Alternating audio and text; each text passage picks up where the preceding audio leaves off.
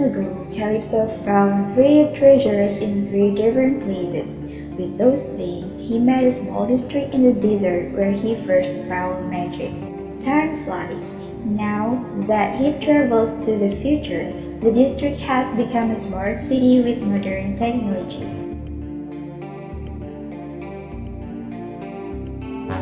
As a leader of Smart City, now Calypso has a title called King Aura.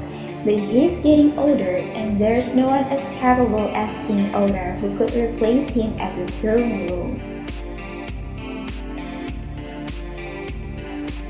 So he launched a game called Tea Time, hoping that he can find the best three who could replace him.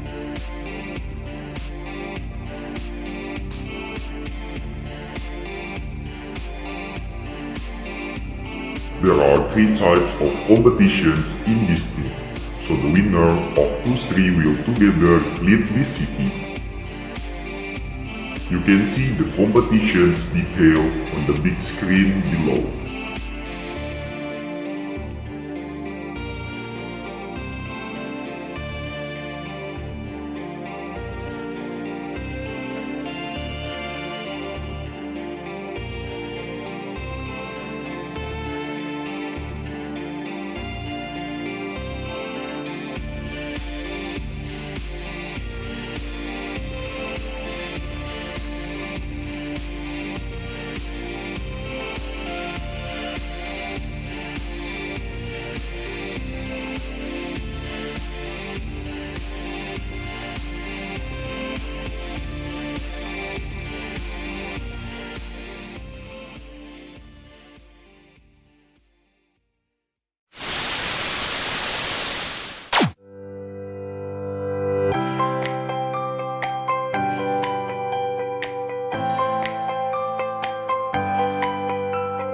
Indonesia merupakan salah satu negara dengan konsumsi energi terbesar yang ada di dunia.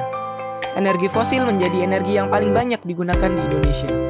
Energi fosil merupakan sumber energi yang tidak dapat diperbaharui karena jumlahnya terbatas dan bergantung pada persediaan yang ada. Indonesia membutuhkan pengembangan energi baru terbarukan agar tidak bergantung pada energi fosil. Energi baru terbarukan menjadi sumber energi yang sedang gencar dikembangkan oleh berbagai negara termasuk Indonesia untuk mencapai salah satu tujuan dari Sustainable Development Goals, yaitu clean energy. Salah satu energi baru terbarukan yang dikembangkan adalah pembangkit listrik tenaga surya atau PLTS. Dalam perkembangannya, saat ini pemerintah Indonesia menargetkan kapasitas PLTS terpasang hingga tahun 2025 adalah 0,87 gigawatt atau 50 megawatt per tahun. Selain itu, untuk mendukung program tersebut, Kementerian Energi dan Sumber Daya Mineral memiliki program yang mengajak masyarakat untuk memasang PLTS atap. PLTS atap yaitu pembangkitan tenaga energi listrik menggunakan modul fotovoltaik yang dipasang dan diletakkan pada atap, dinding, atau bagian lain dari bangunan milik konsumen PLN, serta menyalurkan listrik melalui sambungan listrik konsumen PLN. Dalam penerapannya, ada berbagai faktor yang memengaruhi daya yang dihasilkan oleh PLTS atap. Tegangan dan arus yang dihasilkan PLTS atap dipengaruhi oleh tingkat radiasi matahari dan suhu di daerah tersebut. Suhu di lingkungan sekitar akan memengaruhi perubahan suhu pada PLTS atap. Kenaikan temperatur tersebut dapat mengakibatkan berkurangnya tegangan yang akan dihasilkan.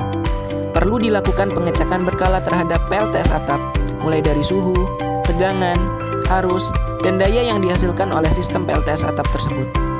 Selain itu, juga diperlakukan perawatan terhadap kebersihan permukaan PLTS atap yang juga memengaruhi daya yang dihasilkan. Pemasangan sistem pemantauan suhu dan power meter pada PLTS atap berbasis IoT microcontroller dapat menjadi solusi yang tepat atas permasalahan tersebut.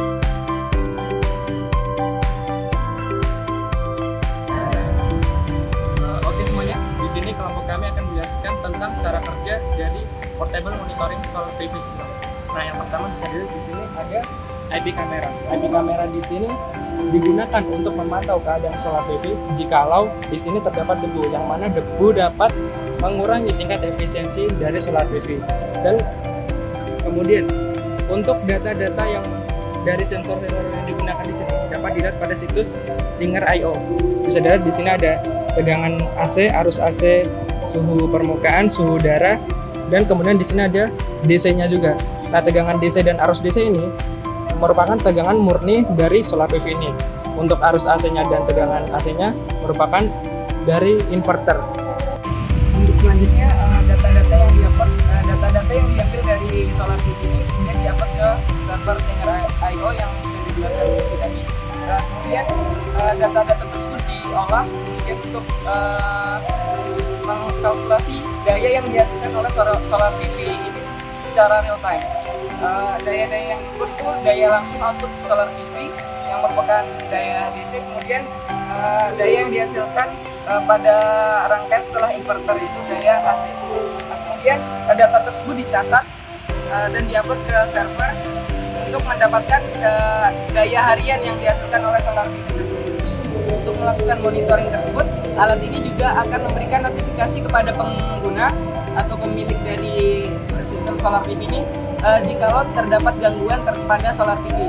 Antara itu suhu solar PV itu yang mencapai ambang batas. Kami mengatur suhu solar PV ini jika melebihi 60 derajat akan mengirimkan notifikasi kepada pengguna untuk melakukan pengecekan maupun perbaikan pada solar PV.